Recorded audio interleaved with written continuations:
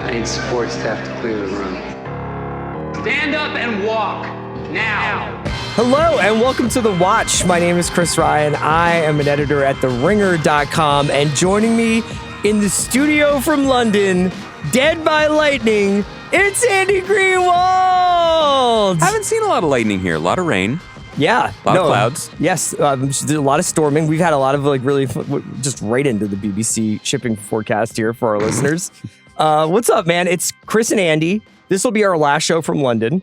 For now. Because we're going to be back in LA next week, back to regularly scheduled programming. Thanks to everybody for bearing with us as we erratically publish episodes of this podcast while overseas. I'd like to say that we could have done more, but unfortunately, both of us have gotten just outrageously lost here in the Warrens of Spotify UK, which is the most confusing building That's true. I have ever set There are all foot these in missing posters my up life. for podcasters who have gotten lost looking for bathrooms. Correct me if I'm wrong.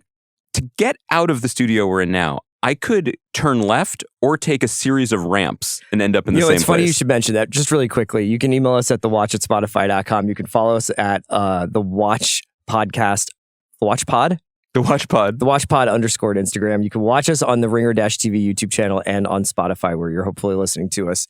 And last night I was recording an episode of The Big Picture about Predator Badlands. From here. Yes, which is a film I saw at BFI South Bank IMAX, which was fantastic. And you weren't alone. This is a huge hit. No, it was a big hit. Big hit. A lot of people had a lot of time for Elle Fanning playing two parts. Pause. When you say two parts, you mean she plays two roles or she is ripped into two parts? Both. Nice.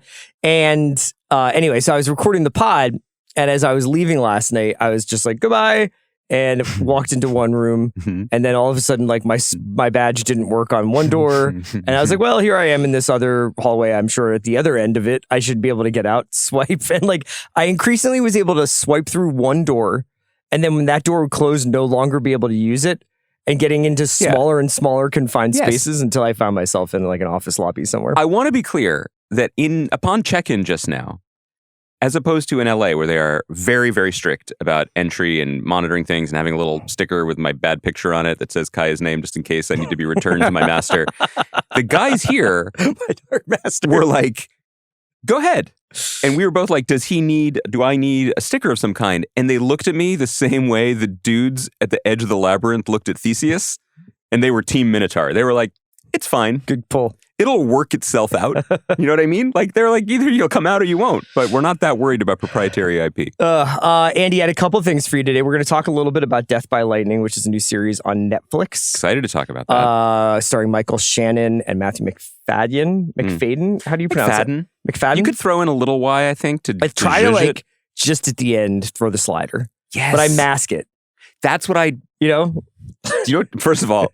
You just looked like me trying to show off throwing a Frisbee in 1995. And literally... This is the slider. No, but also you could, like, you ever throw a Frisbee, buddy? I did, yeah, man. You ever throw a Frisbee enough to throw a Frisbee with the dude with the Greenpeace backpack who's, like, whipping it forehand? Yes. And then you're like, yeah, I can do that. And then you, like, shout out to decapitate a Greenpeace. dog. Those guys nailed it. They picked their moment. They went big. Okay, yeah, throw in the McFadyen. I don't want to derail. No.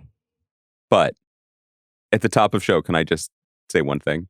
I don't know about which is my Is camera. it about Death by Lightning? No. Oh, sure. We're going to talk about other TV shows. We're going to talk about I Love LA. We're also going to talk about I share Love company, LA. I maybe. want to ask don't you about Stranger Things. I want to ask you about Sure. Pluribus. Yeah. Sure. Yeah. I can't wait. We're so cozy in the studio. But first, I just want to check in. I did just mention Kaya, and Kaya's going to be going through this back in LA. oh, because she threw a hospital ball on your Courage Bagels clip. And our guy Kai, who's been doing video clips. And I just want to look in the camera and say, what would you like from London? What can I bring you? Perhaps a scented candle from Liberty, something from Selfridges, because in the comfort and safety of this room, I am my most genuine self. You know exactly what you're doing when you're doing it. I do not. Give me a break. I do not. You know that when you are teeing off on beloved, popular small businesses within the Los Angeles East Side community. Small businesses. I feel very comfortable. I'm sorry Einstein's Bagels didn't get that spot, you know, okay? But Courage Bagels is doing what they can. Wow. From the Chamber of Secrets to the Chamber of Commerce, I am across it all. I just want to say that, like, historically, I'm just not built for these times because you and I for context, Andy made some disparaging remarks. No, Andy ranked controversial. Courage Bagels low in his power rankings of LA bagel spots. This is so niche, but yes. My point is, the bigger picture is, I feel exposed. It's tough to say things. Is that why you're sitting so low in the seat over there? Aren't you sitting so low in the seat? I feel like I'm taller than you in this one. This is a very low bucket seat, and also I am clearly feeling nervous and needing the womb-like support of this, whatever this is. I just feel like this is usually a safe space for me to deliver my most sincere takes, and now those takes are getting melon-balled out and put your on naivete Instagram. about this at this point is crazy. You absolutely are the take lord. You are never like, First of all, Courage Bagels is fine.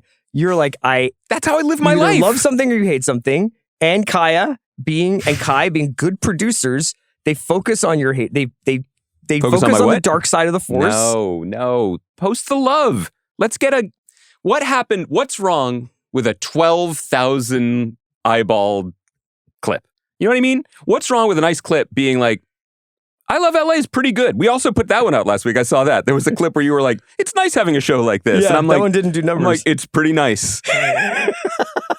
If you were watching us, would you stop on that clip? Two schmucks being like, I like this show. It was pretty good. Pretty funny. I don't get all the references, but it's okay. 20-somethings do drugs. Yeah. That's fine. All right. I just need to get offline and just live immune to the consequences of my actions. Yeah, that can be a big project for you when you return to America, getting offline.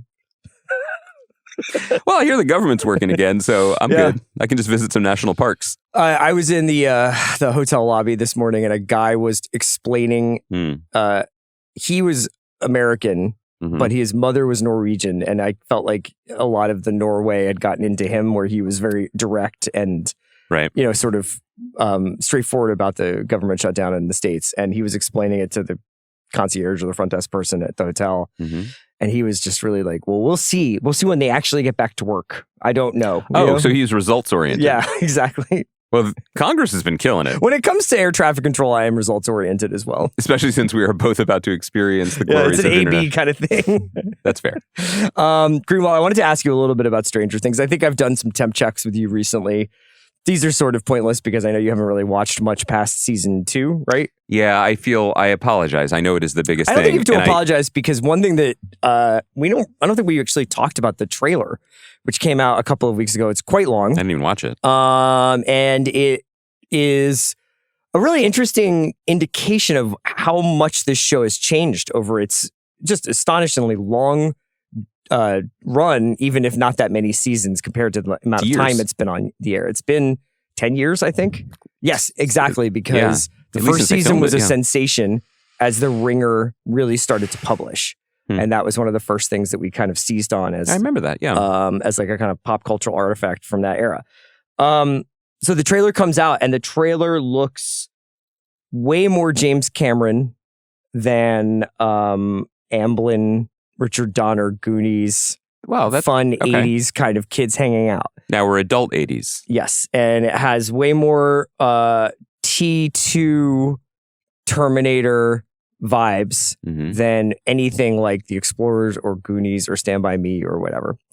And that's cool. Like, I think most shows go through some sort of transformation. I was just mentioning to Sean just how remarkable the Breaking Bad arc is when you actually go back and watch some early episodes of the show. In terms of how the tone changed? And just, when you imagine, if I had shown you the first episode of Breaking Bad and then I showed you the final season trailer with the Ozymandias poem reading, right, you would be like, that's not the same show. And that's a beautiful testament to what TV can be. Yes. A journey. I almost felt like watching the spectacle around this last season of Stranger Things, which is going to be theatrically released in some cases. I believe the finale is going into theaters.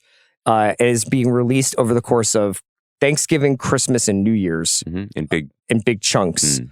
I'm very curious to see how that's received, especially if these are 2+ hour action movies, which they seem to be, according to the advance word. And also whether this is like kind of maybe going to be the last of its kind with TV shows. It's hard to imagine another show lasting as long as this one, having this arc, seeing people become stars over the course of its run, To the extent, I mean, Millie Bobby Brown, I suppose, would be the biggest example, but Finn Wolfhard's done really well for himself. Yeah, and Maya Hawke's career is Maya ascendant. Hawke, David Harbour, Joe Keery. Despite Lily Allen's best efforts, is still walking around. You want to weigh in on that record? I haven't listened to it specifically, but I do think it's pretty amazing. Yeah. Just like the excerpts I've read from some of her observations. Quite direct. Yes. Not a lot of nuance. Unlike a lot of English people I've met, just comes Lily right out Allen and says shoots it. from the hip. She does. Do you think we'll ever see another situation like this, though, or is this kind of a last TV show?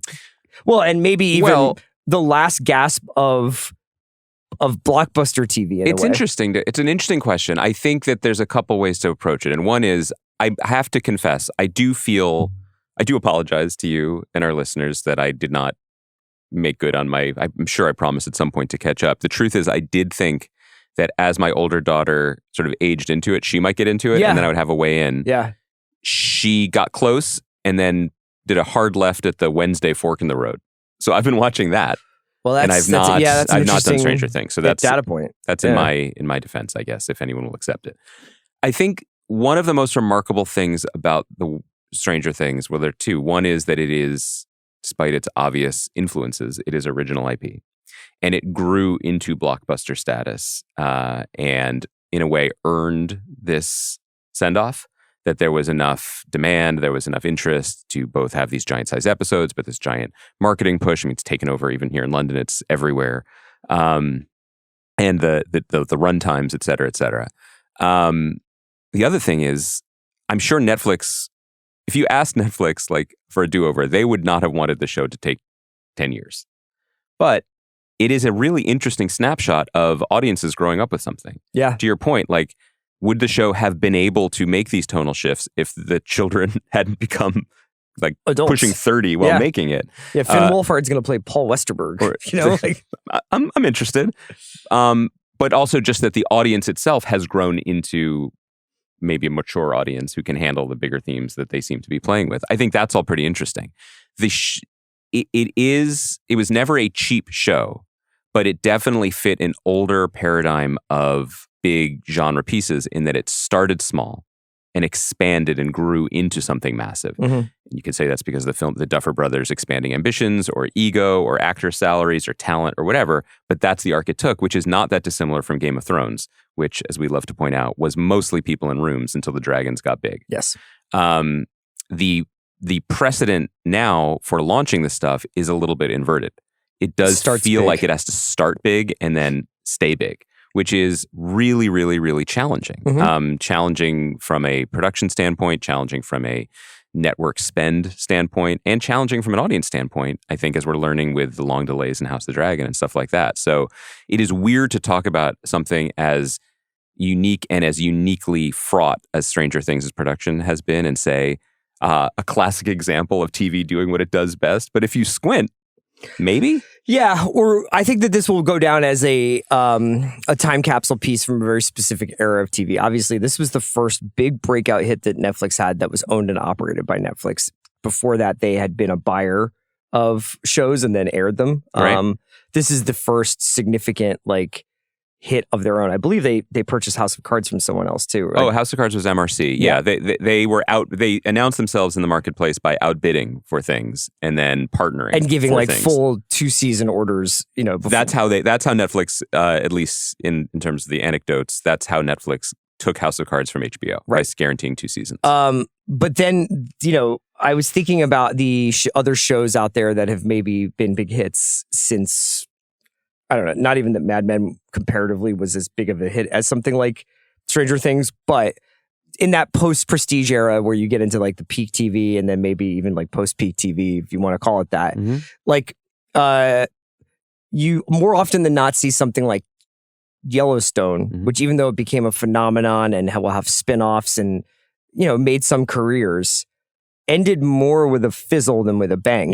Because of Costner, I don't think that they were able to go out the way they wanted to. Yeah. And possibly because Taylor Sheridan is working on 15 other things, lost sight of maybe and I don't know that Yellowstone was ever supposed to be a 70-hour television show. That's the other risk you run in the more or less, and again, these Yellowstone and Stranger Things, it's a stretch to call them traditional, but the traditional way of deal making and starting something from a baby idea and letting it grow means you can't always control the outcome. Yeah. Best case scenario, the creators stick around, get to call their shot, land the plane, whether, people like it or whether people agree with the ending or not, like tell the full story that they want it to tell.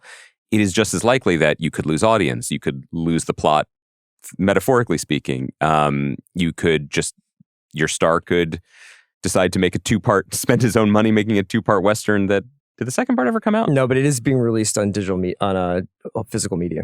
On physical media? Yeah. Nice. So will the council convene? Will you, Tracy, I think Tim, and possibly Sean? a small subsection of the a working group might convene. Working group, right. Yeah. Anyway, you can't control it. So I guess the traditionalist in me is happy that they were able to end on their own terms. I mean, again, like the reason that I'm here working in London is working on something, obviously, that is a very huge production. And the scale of it and the requirements of maintaining that scale are humbling. Mm-hmm. Like, genuinely, I am in awe and a little bit terrified of it. And it has to begin at a level that is unprecedented. Sure, yeah. And has to maintain that level, which, and the only way you can do that in today's economy, or maybe honestly in any responsible economy, is to do it with one of the 2 or 3 biggest IPs in the world. Otherwise, how could you get there? Where would you put Pluribus in that version of TV where you have to start big versus the version of TV? Well, I think that Pluribus is both exhilarating and relatively unique because it is a star-driven enterprise, but the star is the creator, the writer and creator. Mm-hmm. And that is very rare and incredibly dependable. That was why Apple, I think, felt confident giving it a 2-season order. Like, generally, like if you get in a situation where it's a bidding war, and I do think Pluribus, coming from Sony, which is Vince Gilligan's longtime studio home, it was a bidding war by all accounts. Like it went out to market. Generally, a 2-season guarantee comes from a place that has nothing to lose and everything to gain, like Netflix getting House of Cards. They didn't know if the show was even going to be good, but they needed it for their portfolio, and they would just see what happens. If it's a Vince Gilligan show, you can probably feel pretty confident that it's going to deserve a second season creatively. Yes. That's pretty unique. Also, as we were just talking even before we got on the air, like among the other unique things about Pluribus, and we're not spoiling it, so no one needs to hit the skip button. If you haven't watched it, I think you should watch it, but you should also not know anything about it if possible. Outside of Ray Seahorn, there are no stars, at least no stars yet. Not in the yet, episodes yeah. we've seen, that's pretty unique. Like, the nature of the business is really, it's not necessarily the same all the time as it was 10 years ago, where it was like, get me every actor who's never been in a TV show and let me pay them $2 million an episode. Although I think talking about the morning show is on your docket, so it might become relevant again. But it definitely is like, it definitely, the economy of the business definitely is from a streamer or network standpoint. Let me fill every margin of this canvas with something reliable or known just to hedge my bets. Yeah. And that's not the case with Pluribus, and it's better for it. Okay, so let's talk a little bit about Death by Lightning, the new series on Netflix. This one was released last week, I believe. Stars Michael Shannon, Matthew Macfadyen, and then just like an absolute list of hitters. Betty Gilpin, Shea Wiggum, Bradley Whitford. Really great to see him in this. I believe he's also in... Is he in Diplomat as well? He's in The Diplomat. So yeah, great. A lot of rave reviews for Diplomat. I know. You know what? Honestly, Diplomat is the one that I'm like, but I have to start at the beginning. And so I just kind of, I should just like bang out some Diplomat. You got an 11-hour flight. I know. I was going to say. And then Nick Offerman.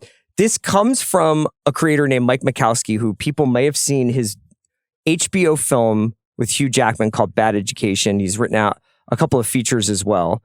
But he is creating this, and I believe writing a lot of it under the EP. I think he wrote the whole thing. Shingle. Great. Good, because I love the first episode. So if he's writing the whole thing, like I think it's great. And Matt Ross, who people might remember as an actor on Silicon Valley, who is also a director. He directed a great movie with Viggo Mortensen a few years ago. His name I'm absolutely blanking on, but I can call up. And he directed Gaslit, I believe it was called, the Sam Esmail show. Oh, yeah. He directed all of it. So it is a 4-episode written and directed by all the same folks. Captain Fantastic was Matt Ross's movie. And this is based on the book Destiny of the Republic by Candice Millard, which I believe Juliet Littman would say is one of her favorite recent books. Is it? Yes. She was very excited for this series.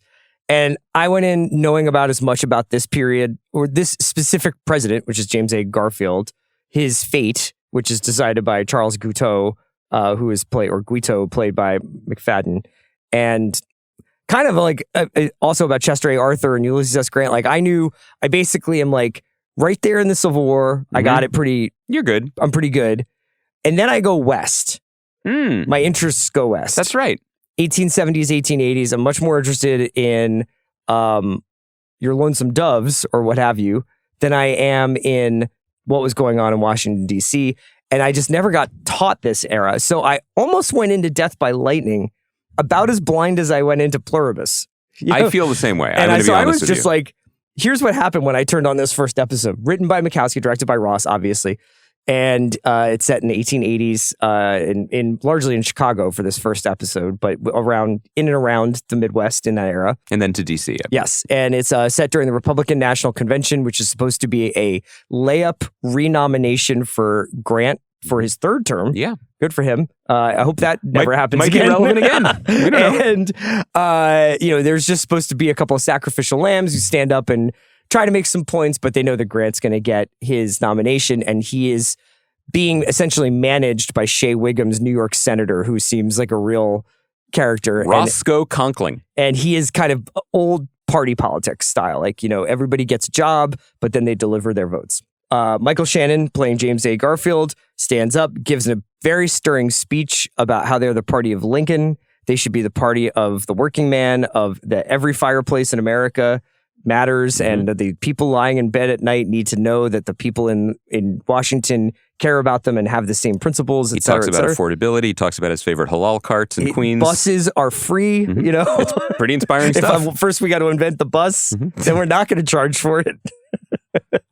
The horseless bus. Wouldn't you know it? Throughout an amazing series of events. And I got to admit, one thing I do really love. Say it. 19th century conventions. No, dude, go bigger. I fucking love conclaves. Yeah. I actually love a conclave. I didn't understand this about myself because, frankly, we have not been given enough conclaves.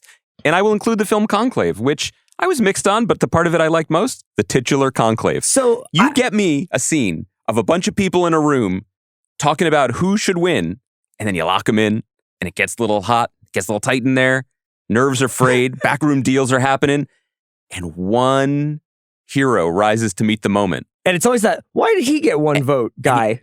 Yes. And you know what else? He doesn't want it. He doesn't want it, but heavy is the head. Yes, heavy is the head. Destiny's calling. I think that every vote should count, for sure. Great. But here we go. This is how it starts. It's pretty fun to watch them decide. It's pretty fun to watch like a group of 12 dudes decide. Another good example of this was the film Lincoln, where they have to get the votes for the amendment. Yes. But there's a lot of backstabbing and lying, and like Strathairn's just absolutely, and David Costabilio are like, you lied to us. Can you imagine? And that's how we ended up with Democratic nominee Dick Durbin. Because a bunch of guys went in a room and were like, everybody likes Dick. Nobody likes Dick. All right. So this show, you start watching it, and here's what I felt. Yeah. I want to talk about the opening specifically. Is that where you're going? As we got into arrivals in Chicago and deals being made, I felt myself have multiple generations of sons and become a grandfather who just sits around reading history books. Oh, yeah. Well, first of all, we're closer to that than you may realize, sons aside. I don't think... I was prepping a joke about how, one day I'll become a guy that just has a 1,000-page doorstopper book about Congress next to me. Then I'm like, the numbers are the numbers. You know what I mean? I got about 5 more years of cool spy books before that just becomes my identity. We're getting there. I just found this to be very fleet of foot. Yes. And not, despite the fact that it was obviously doing a lot of exposition and everybody is like, do you mean President Grant, the Civil War hero who won peace at Appomattox? That's how they are introducing people. Not mad at it. Dude, it moved. It had a great tempo and a great pace. Let's talk about that. Let's talk about ways to make... Let's just rap about history, kids. What's up? I got some TikToks to show you about Reconstruction. I joke, but also the show opens in a relatively surprising way that started to feel worrisome, which is it starts with 1960s soul music playing. Yes. And I was like, oh, okay. immediately my brain leapt to, this is a post-Stephen Knight historical drama. And we talked about Peaky Stephen Knight Presidents. dramas. Yes, we talked about Stephen Knight recently. He is one of the most prolific TV creators of our time. He is often brilliant, and we very often like his shows. Yes. Road Heroes and Peaky Blinders, two of my favorite shows of recent memory. I struggled with and did not really engage with House of Guinness for the reason I'm about to repeat, which is it's Fontaine's DC version of history, which everything is a anachronistic needle drop set punch up with glossy images. Yeah, and every aristocrat is also a bare knuckle boxer who loves to do snuff. Yeah, I completely respect it. I have enjoyed it in doses, and I see why that fits Netflix's strategy to make the history go down like cheeseburgers. But I didn't know if I wanted an American version of that necessarily. And what was very clever about the beginning is that it isn't that. Yeah. The music is actually period appropriate because the show begins in the 60s with some people moving a building of records and presidential stuff. And it's our boy Ramin Djawadi from Game of Thrones and House of the Dragon doing the score. Which I didn't know about that. Wait, let's circle back to that. Okay. They find a brain in a jar, as one does. I mean... And this is the 1960s scene. But it's a hallmark of... I mean, there's a lot of different genres that begin with people going in some sort of government archives and there's a brain in the jar. You know, I feel like they could get a little... Wait, are you pulling my leg? No, I just feel like that would be the beginning of an invasion movie or something. Okay, yeah, but there's not movie. a lot of shows that start that way. Funny story, Chris. What in my time the original as TV Friends critic pilot? The first Chandler episode... Bing. No, did you know that the first episode of the Seinfeld Chronicles did not have Julia Louis-Dreyfus, but it did have a brain in the jar? I did not know that. Well, now you know. And then it transitioned. They go who the fuck is this? And then we go back into the past. Yeah. And what that communicated in a really fun way was that we were not going to be somber. We were not going to be overly reverential about tone or history. We were going to be lively, but we are also not going to be glib, which I really, really appreciated. And then it just went into, as you said, something that just moves. It didn't feel the need to narratively explain itself, which I think was one of the reasons why I didn't stick with, I bet this is a theme for me, I guess. Not sticking with this? Yeah. Was Manhunt Yes, I was going to bring Manhunt up. Another thing, and who knows, I think the fact that this is a short series is very attractive. Sure. But I think with Manhunt, I admired it and did not feel the need to finish it.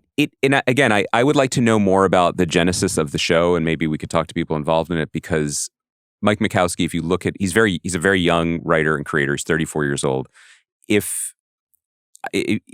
I would not have guessed his CV, as the person who would make the show. So I don't know if he was passionate about the book or if it was a really, really successful marriage made in a general meeting where Benioff and Weiss and their company or Netflix had the rights to this and they were just taking meetings. It seems like someone who was really fleet of foot and not too reverential. And maybe the book's written in that spirit. I don't know. But immediately I was like, I'm really excited that these people are telling me this story. And it happens to be a story that I know literally nothing about. Well, and then you get into the performances, because I think that is kind of the dice roll for all of these shows. This also kind of fits into a Netflix tradition of what I would very lovingly call Wikipedia shows, which is, even for as much as I adore almost every iteration of Narcos, has a little bit of that there was Pablo Escobar, Sure. voiceover, and it just makes sure and that's the year that old Ronnie Reagan decided to declare war on drugs. Well, we had fun with that one. I feel like you should do this for a lot of our recaps. Have Boyd Holbrook or just narrate history, or like last week when we were talking about I Love LA, you were like, Rachel Sennett plays Maya, an up-and-coming manager who also sometimes does ketamine and cares about skincare. There is the Silver Lake Reservoir. That's what I'm looking guys for. Like to walk around with water bottles. That's what I'm saying. They called it Erewhon. They sold a smoothie. A $25 confection. That's now you're sounding like Woodrow from Lonesome Dove. So? Well, because I'm just trying to stick to Boyd Holbrook. Oh, I'm messing with your imitation? A minute ago, you're like, I only read Lonesome Dove. That's not what I said. I just said that once we get after the Civil War, I go west like Horatio Alger. I don't stay over in the East You're Coast. not a creature of the swamp town of Washington. I get it. No. That said, do you think Boyd Holbrook in character as a 1980s DEA agent sees the word smoothie for the first fucking time and nails it? You don't think it's possible that he garbles it? Wouldn't he just be like, it's much like an orange Julius? That's exactly right. Sherbet in a cup for $30 American. Designed by the wife of a pop star, Justin Bieber. Although this wife does do quite well in the makeup space and wellness.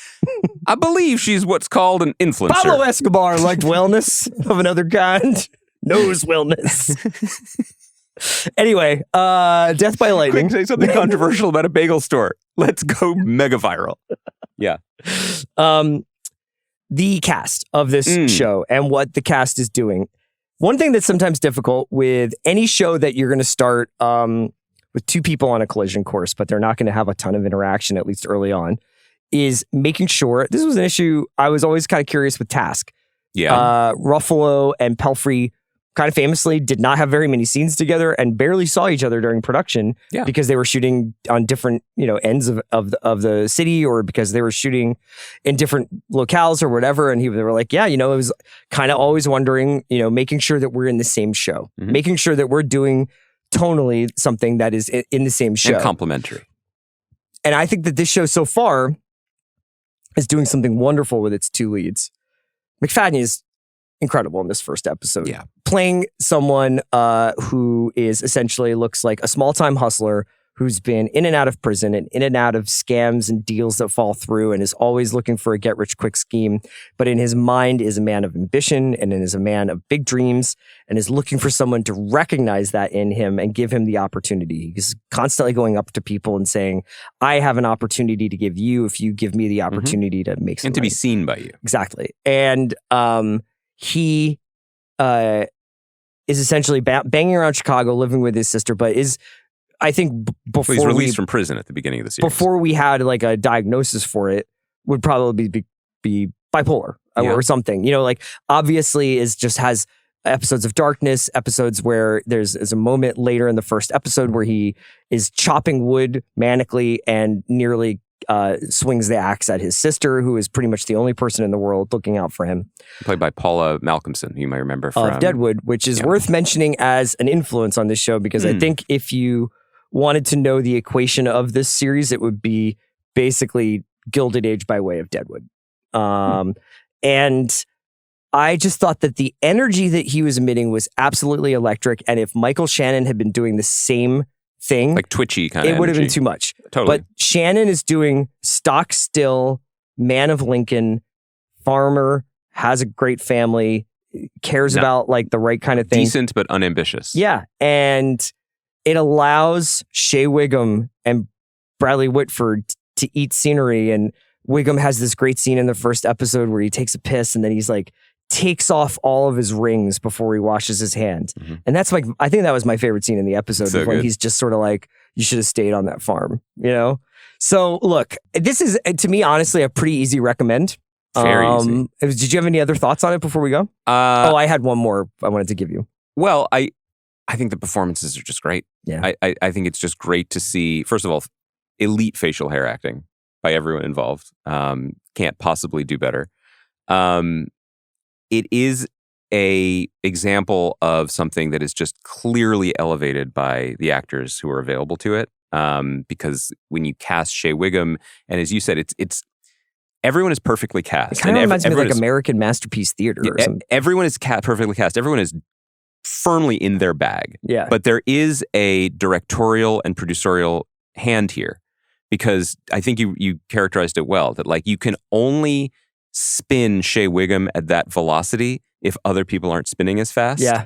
It's really artfully done that everyone is complementing each other depending on the gradation of their spin. I'd also say it is, we have, when the names David Benioff and D.B. Weiss have come up on this podcast in the last year or so, it was a combination of optimism or incredulity about Three Body Problem, which was the fruit of their massive post Game of Thrones Netflix deal. We've also just kind of talked about the deal and how challenging it is to get the Albert Pujols deal after you've been an MVP elsewhere and you rarely get return on investment to that degree. It is worth celebrating then that however it got there, this came into Netflix through their deal and has to be considered, I think, a win as part of that deal. I fist bump both of those guys because when you really think about it, the two things that they have done, and really, I would you consider what was the Sandra Oh show, The Chair? Yeah. That's right. Would you consider that part of their deal? Well, it's probably why it ended up at Netflix. Yeah. I would say good stuff. They have done well because I know people have many people might think Three Body Problem fell short of their expectations either as fans of the books or is ridiculous. And I understand that. But I thought it was a big swing and I liked a lot of it. I liked it too. But the story of it is not as forgiving as we were about that first season. And I think generally when you hire big talent off the back of something very successful, it's hit or miss unless it's, someone with a proven massive output like a Ryan Murphy or a Shonda Rhimes. An example I was thinking of was like when the Glover brothers left FX at the end of Atlanta and went to Amazon, we got Mr. and Mrs. Smith from it, which I adored. But that was Glover dependent because Donald was the star of it. And then I believe the only other thing we've gotten from that deal is Swarm, which was an incredibly bold and kind of brilliantly executed show that was a very challenging watch made by Janine Neighbors, their collaborator. And Amazon wasn't making that show without the deal. So kudos to the Glovers for lifting something up. But this is obviously a much more mainstream swing, but I think it's just a win. We'll for have Netflix. this same conversation if we're still doing this in a podcast? A couple of years about the Duffer Brothers at Paramount Absolutely. and about Taylor Sheridan at Universal. Absolutely. I pledge to you to keep potting with you until we get the first Taylor Sheridan Peacock show. That's beautiful. Will you still be here? Was it in jeopardy? It's like in 28 though. Will I still be here? Like what sense? Like I got a lot of history books to read starting around then.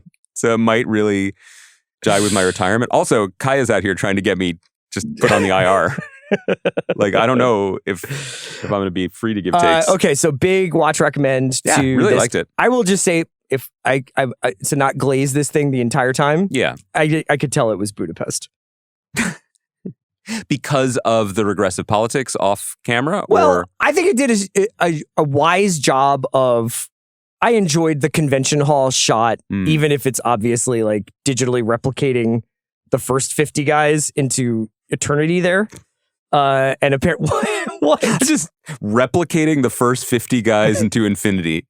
My time in the post-AI Hollywood trenches. Like, I just feel like this is a memoir. Pre-AI, they've been doing that, where it's just the Battle of Troy, and it's like, hey, there's 1 million people here somehow. It's incredible the way I don't they think did Wolfgang Peterson had that budget, but okay. I just would say there are a couple of scenes where I was just like, well, that's not really like a thing. It's not a real place, but I find that the diorama nature of it to be effective, and they're not doing too much like epic sweeping shot of a city that we made in a computer. It's like pretty medium shot, medium kind of. And again, we're not in the edit bay. I don't know what's vis effect and what's not. I'm sure we get some things wrong just watching this as we are on. Maybe they really iPads, had whatever. 1,000 extras in a convention hall, but they all stood exactly the and same they all spoke way. Magyar, so it's a little challenging to get them to cheer at the right moments.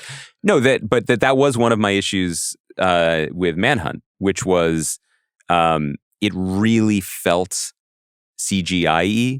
It was filmed in Georgia. I think it filmed in Savannah, and there were some beautiful locations, but the old timiness felt digitally added in a way that this show, I'm sure there are moments, but it was more tightly focused.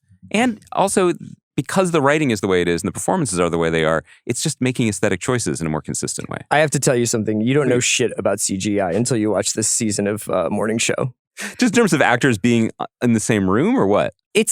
I'll get to that. Yeah. Okay. But there are also multiple scenes where it's like a rooftop bar in New York City. And I'm like, there's an overhead shot of Reese Witherspoon and Billy Crudup slow dancing on a rooftop bar in NYC to a jazz band. Mm-hmm. No noise coming from below, on streets. No, that's because everything's free now. And then either they have chosen to shoot it in a way that makes it look like it's shot in the volume, or they shot it in the volume. It's one or the other. But I am also like, why?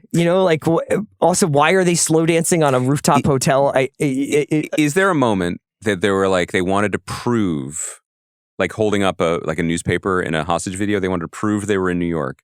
So they had Amy Sedaris in the frame, but she's Amy Sedaris in her Mandalorian costume because they shot on the same volume in Manhattan Beach. Like, yay or nay? Yeah. There is also, I have to admit that one of the major draws to me for watching this series continually is analyzing scenes where major characters, hugely famous people or moderately famous people, in the case of the example I'm about to give, are just simply clearly not in the same set together. Yeah. And I'm not saying that it's a Good Wife thing where they're beefing. Which was never confirmed, right? It's a scheduling thing, and I think that they are doing their best to be like, we can get Greta for these days in between Tron Ares reshoots, so we will have her do this stuff. But this is a scene where Billy Crudup is also in the scene, and they just can't make it work, but they're going to do it. There is a scene in an episode I watched recently. This is the fourth season of the morning show, fifth season of the morning. You're going to have to tell me that one, Doug. Season 4. Okay. I want to say. No way to find out. I'll find out while you talk. It's fine. You find out while I talk. Where Billy Crudup and something very crucial has happened in the UBN world. Season 4, Dog. And they're walking past each other. 2 ships passing at night, and also up and down the corporate ladder past each other. It's like walking, and he's looking at her, but it's a single of him. And she's looking at him, but single of her. Single of him, single of her. And at the very last second, a woman with an amazing Greta Lee wig walks out of the frame for 2 frames, walks out of the shot past Billy Crudup. But I'm like, she wasn't there. I just want to know. I want somebody, please, if you worked on Morning Show, the watch at Spotify.com, please tell me she wasn't there. And that I'm not spending all of my time being like, why is there only one shots of these people and not them together in a room together? You know who we really should have one day on the show as a guest would be a first AD. Because generally, like, the anonymous first AD, just like, to be like voice monster distraction, voice?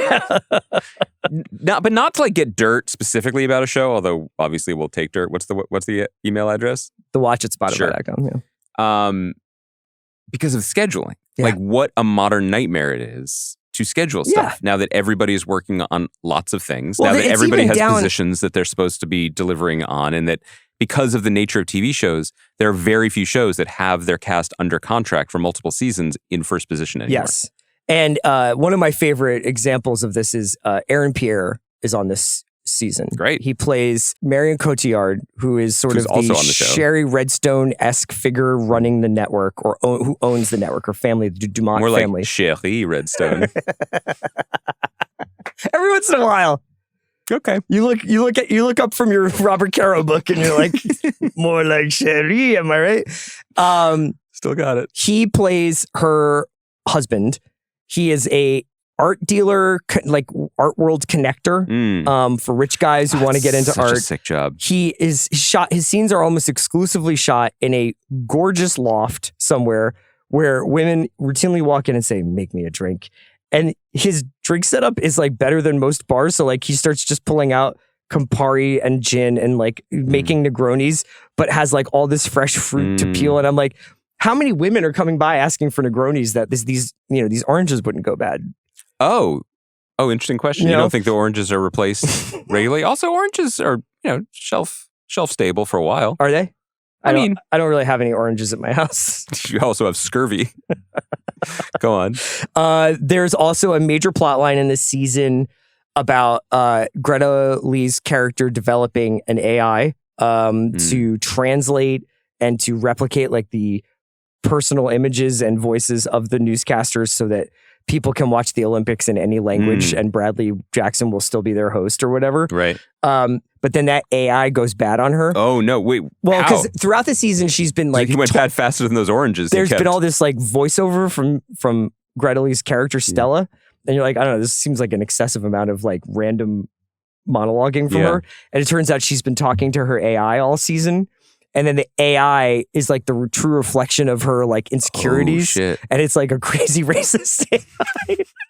Not that racist, but a little bit. And like racist enough to get elected to Congress. Maybe I was falling asleep, but it was really crazy because she's giving this huge presentation where she's like, this AI is going to take us, like they have a problem at a presentation. Yeah. And so she's like, I'll just debut the AI. And she hits play and the AI just loses it immediately.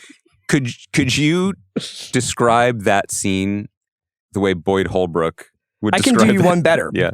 One of the major characters of this season is a podcaster named Bro Hartman, played by Boyd Holbrook.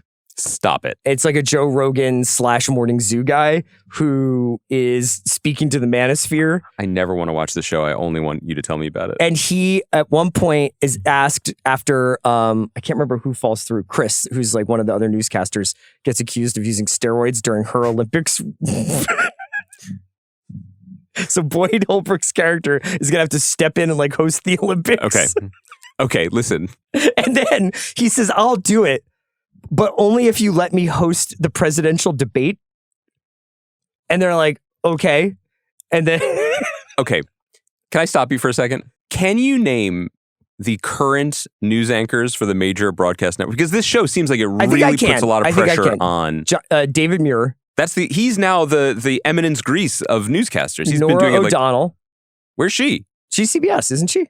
I think she left. Hold on. The problem is... She was just interviewing Trump like 5 weeks ago. Listen, news travels on fast. 60 Minutes, but I thought she was the night person. By the way, here's also what's kind of incredible. This is like when we got to get home. Because a few weeks ago, we were talking about Down Cemetery Road, and I've got to watch the new episodes. We'll talk about it next week.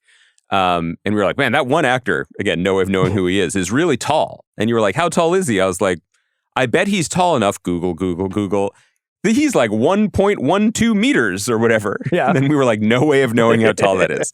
I was going to do a bit just now where I was going to quiz you on the newsreaders, but I have to tell you, we remain in England. So I have a list of BBC, ITV, and Fiona Sky. Bruce, Justin Webb, Ali Khan, and Stephen Dixon and Ann Diamond on GB News. Oh, well, all those guys are going to be working for Trump tomorrow. Nailed it. Anyway.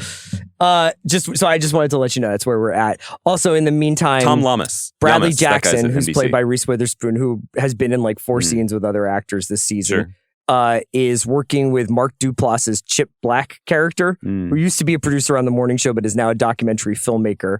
And they're getting after a controversy where there was this whole Michael Clayton situation with a pharmaceutical or like agricultural company called Wolf River. Nice. And some people got poisoned. They're trying to get to the bottom of that. And it might go all the way to the top. So, just wanted to let you know what was going on. A week or two ago, show. you were like, I got to tell you, I don't remember if this was on mic or just as we were walking into the studio, you were like, Morning Show might actually be good this year. And I was like, cool, I'll check it out. Do you stand by that? Or is it just more like, wow, Morning Show exists this year? It's entertaining. Okay, I'm entertained. You're entertained just hearing about it. Do you have any notes on I Love LA or Chair Company before we get out of here? Just to say that we touched on it last week. Second episode of I Love LA. I think we'd both watched it in advance. I really liked the second episode. That was very funny. I thought it was very funny. The second episode did have that moment that gave me my one note last week, which was the end where they are being like held coke hostage by the evil influencer. Yes. And Maya pretends to go crazy to chase her out. But then she comes back and sees that she's been made fun of and excluded and then goes live on whatever the fuck to like talk shit about Tallulah. Mm-hmm. My eyes glazed over at that point. Not because of influencer drama? Yeah, mainly because, and I could be wrong about this, and I also just could generally be wrong about the arc of the season, but it did feel to me like the kind of thing that is suggested or noted or even like dreamed up in a writer's room when everyone's like, you're in series, you've done the pilot, you're in series, and it's just like, well, how are we going to get some stakes here? How are we going to really like have the rubber hit the road and get some momentum here so that the network understands that this is a show, not a hangout? I actually think it's a positive that it didn't need it. Now, maybe it's going to fuel all so you this. almost would prefer like a more episodic, like the crazy adventures of these two women in LA rather than like a long-running influencer beef that needs to get worked out over the course of some episodes. This might also be my Robert Caro in my Eames chair era talking, but I find that uninteresting and uncompelling as like stakes. I don't actually care about that. I would have been fine with the episode if it ended with them just hanging. But I'm curious about what the balancing act is going to be going forward, and often a first season is figuring that out in real time. Yeah, I loved the Roger and Munchie bit. That was really funny. The show's really funny. And, I can't wait to watch the next episode. Jordan Firstman and Io being in scenes together was great. They're great. What is going on with Chair Company? I can't do Chair Company justice the way that you just did. Do it like Boyd Holbrook. Morning Show. I can't. It's just that what occurred at the end of this week's episode, which basically involves tracking down a little person actor who makes his living playing Scrooge in prisons and also posing for headshots for like bar memory games. They track him down at a bar where Ron warns a guy with a long braided ponytail and a massive dent in his head from some sort of metal plate surgery that he's about to accidentally dip his white sleeve in some cheddar soup. And then the guy gets really mad at him for doing that. And then the little guy's like, you shouldn't have pissed him off. This is a Coke bar. And then everyone in the bar is on cocaine. And then the little guy says, I'll show you what I have on the chair company, but I have to go do some cocaine first. And then he robs the cocaine, and then they run away from a mass of people, including the guy who has now been staring at Ron, dipping his elbow in the cheese soup, saying, is this what you were afraid of? Is this what you were afraid of? And Ron hits him in the dent to escape. And then, like Night of the Walking Dead, they all follow Ron and the little person and Mike to the little guy's house, where there's also a squatter in one room, an old woman who's yelling. Wait. Not the woman, not the mother they threw popcorn at a couple of weeks ago. Nope, this is just that he opens another door and there's just an old woman in there going, no, I'm not leaving. And Ron gets an iPad to the neck and head.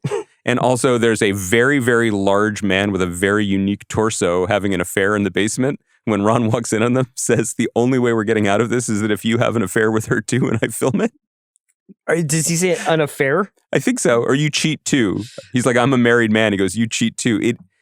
I can't do it justice. I can't bring Boyd into this. I have to admit, for 10 seconds, I was like, this is kind of why I fell off Chair Company, but now I'm back in.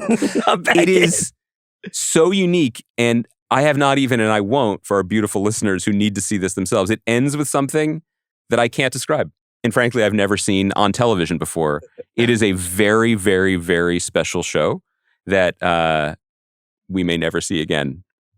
Honestly, because like the whole network might get shut down after this episode. God bless it. That was a great description. Thank you. When you run out of words to say, it's time to end the podcast episode. That's probably right. Thank you to Kaya and Kai. Thank you for you guys putting Andy in the ER again and again. Thanks to Larissa for setting us up today here in London. We'll be back in Los Angeles next week. And I think what we've decided is no second episode this week. Yeah, we're go stretched a little thin, but we'll Young do Go Florida's. Hards Monday and Thursday next week. I think that's really smart because our circadian rhythms are going to be so I'm not sick worried next about week. The other way around. I am. I do well that way.